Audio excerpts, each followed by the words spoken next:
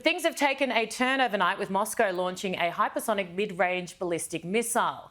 President Vladimir Putin tried to justify this escalation in a national address. In response to the use of American and British long-range weapons on November 21 of this year, the Russian armed forces launched a combined strike on one of the facilities of the Ukrainian defense industry. One of the newest Russian medium-range missile system was tested in combat conditions, in this case with a ballistic missile in a nuclear hypersonic warhead.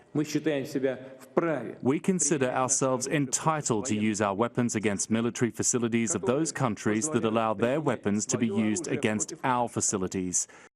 I really hate giving him a platform. I'm lucky enough now to be joined in the studio by my regular guest, Ukrainian Defence Advisor Yuri Sak, who I'm now meeting in person for the first time. So lovely to meet you. Thank you so much for coming in. Pleasure to meet you, Erin. You've been so incredible and out and about. You're one of the probably top two people that my audience will say to me, he's so powerful, he's incredible. How are you, would be my first question. Quite frankly, Erin, when I thought that they might see you in person, I thought I would be able to tell you a bit more good news. I thought we'd be talking about how Ukraine has won the war. We'd be talking how Putin is behind bars and awaiting sentencing for the crimes that he has committed. And I thought we'd be rebuilding Ukraine. But here I am, 1,003 days into this war. More than 11 million people in my country have been displaced. 6 of them are living abroad now as refugees. Almost 30% of our territory is heavily infested with mines. And according to the World Health Organization, more than 10 million people in Ukraine, and that includes both adults as well as kids, are regularly, chronically suffering from war-related traumas. So that's a long version to answer your question, how am I?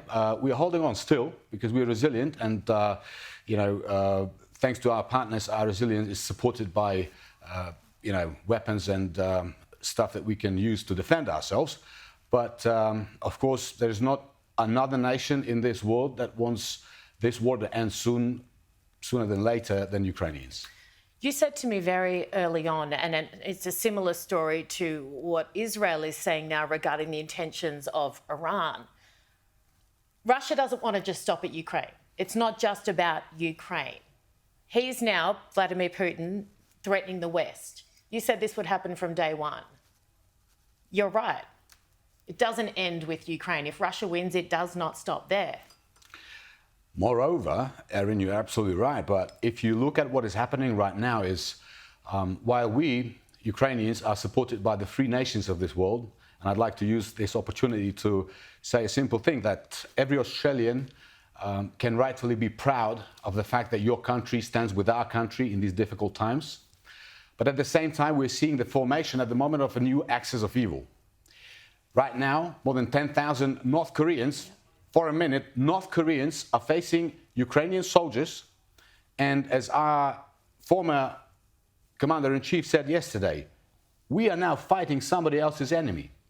The same way we are shooting down in our skies Shahed drones, which originally have been created for somebody else, not for Ukraine. So these are very alarming signs because, and in pretty much everything that we shoot down, we find, of course, components from China. Of course you do. So Russia and its friends are, of course, after not just destroying Ukraine and our identity, culture and future, they are after destroying the values, our values and your values.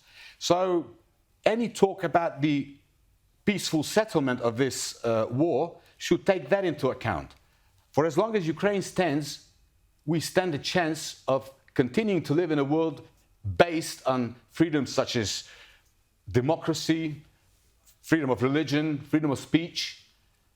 But that world doesn't suit these guys. Russia and friends don't like it. They hate everything we are prepared to die for. And I think that's a black and white situation, and we are thankful that our partners understand that. Nuclear war, what do you think the possibility is of Putin using that capability? we have to be realistic, and that means that if a country has the largest in the world arsenal of nuclear warheads, there is some mathematical probability that at some point it might be used. Now, at the same time, we have seen during the last almost 3 years that we have crossed the red lines, the mythical red lines that Russia keeps drawing on so many occasions, and thankfully, every time we just exposed the Kremlin for what they are. They are blackmailers who are bluffing their way into the new world order.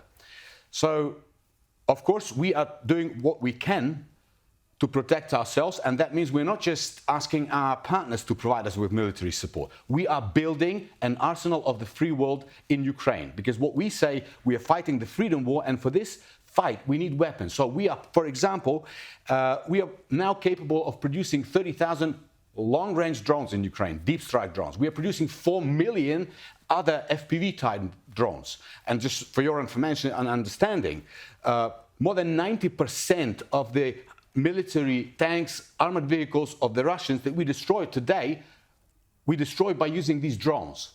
So we are becoming, in addition, the situation is very difficult along the front lines. People are crumbling. It's very hard. But at the same time, there are sides that makes us stronger. We are building up our defense industry. Our alliance is growing, and we just have to stay optimistic. 30 seconds or less, that's all I've got left. What are you doing in Australia? Are you asking our government for more?